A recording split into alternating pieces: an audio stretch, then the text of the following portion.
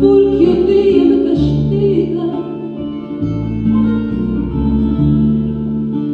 e é no silêncio das coisas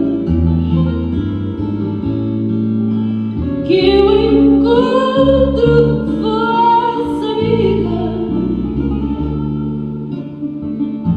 e é no silêncio das coisas que eu encontro voz amiga. Minha mãe, eu grito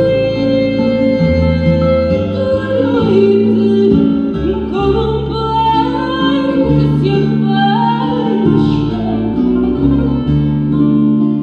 e naufraga no mar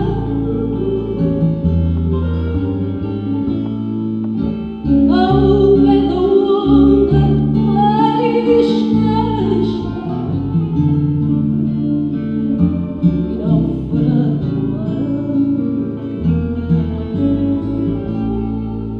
ao pé da onda mais casta.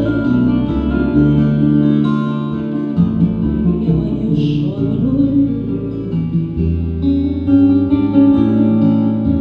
neste amor, ai, que me afundo, porque as palavras da vida já não têm outro mundo,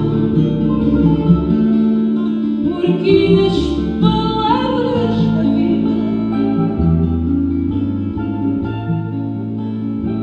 já não têm outro mundo.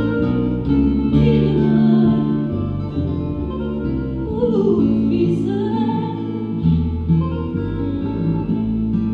o que fez.